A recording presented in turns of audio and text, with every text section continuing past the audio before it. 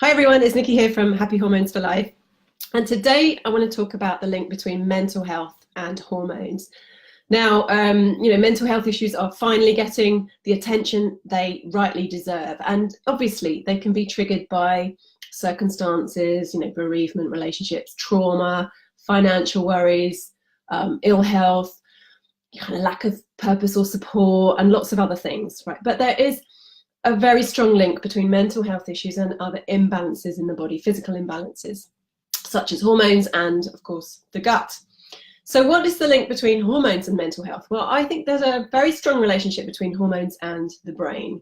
So signals from the brain determine which hormones are produced, and hormones in the body also influence brain activity. So just looking at the hormones as we like to look at them, the feisty four if you like. So cortisol is your stress hormone. Now stress obviously today is pretty unrelenting, and it's switching on your fight or flight response all the time. And this can result in high or low levels of cortisol, which can interfere with your brain neurotransmitter function. So things like serotonin, which we know is our happy hormone, dopamine, the feel-good hormone, and GABA, which is your calming hormone. So when they're not quite right, you can get obviously symptoms of anxiety, depression, mood swings, etc. So that's the stress factor. Then we've got thyroid, and low levels of thyroid hormones can really slow your brain function down. And this can result in the same symptoms, so depression, anxiety, brain fog, memory loss, that kind of stuff. And then we've got estrogen. Now for women, estrogen levels can fluctuate wildly during your monthly cycle, and especially during that perimenopausal transition from 35 to 50 odd.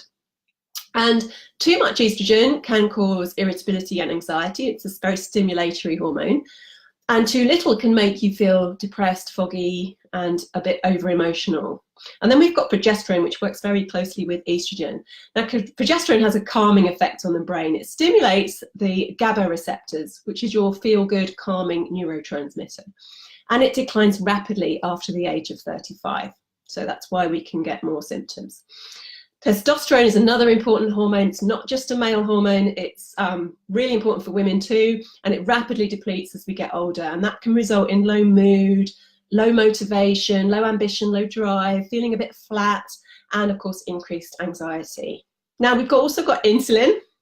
Now when you've got a diet high in refined carbs and sugar, or you're very stressed, this can create a lot of insulin, and that can lead to too much inflammation, and inflammation especially in the brain, and that can alter your mood as well. And then we've got vitamin D, my favorite hormone, because it's not a vitamin, and it's got a very large number of receptors for vitamin D in the brain.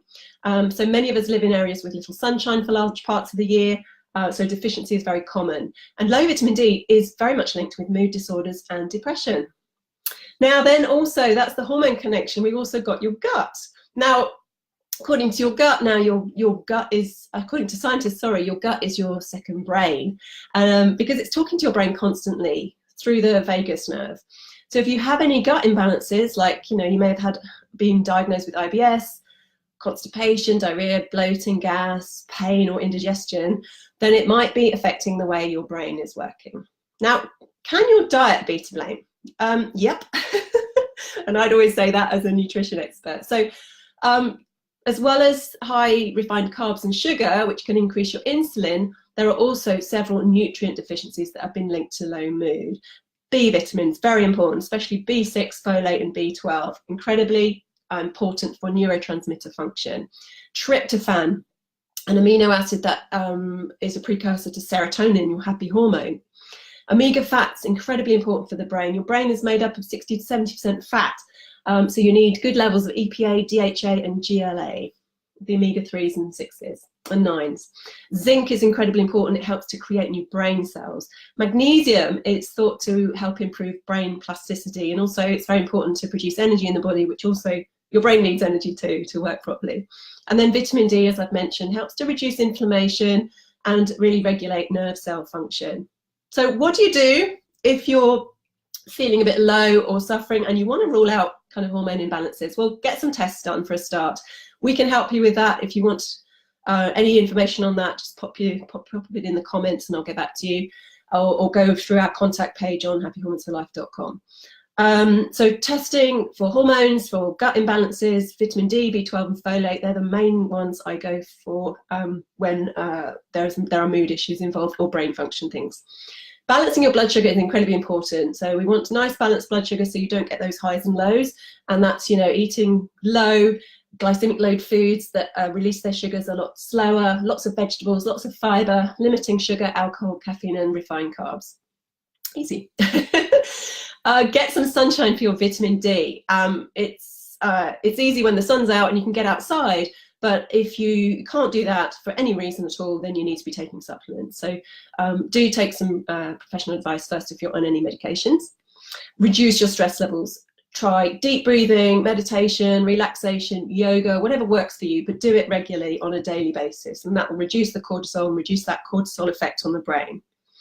You put some Epsom salts in your bath. That magnesium will really help with relaxation and, you know, improving your brain health. And get out into nature, do some walking, take as much time as you can outside. It's proven to lift your mood and reduce stress. Now, some key mood boosting foods, okay? We're looking at lots of eggs if you're not intolerant or you know, vegan.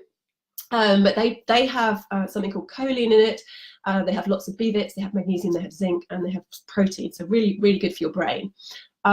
Lots of things like oats, brown rice, and quinoa, really healthy carbs that produce lots of B vitamins and fiber. You've got turkey, which is a great food for tryptophan. Really nice one to have a little slice of turkey before bed if you have trouble sleeping. That tryptophan will help produce serotonin, which then converts into melatonin, which is your sleep hormone. Dark chocolate, one of my favorites.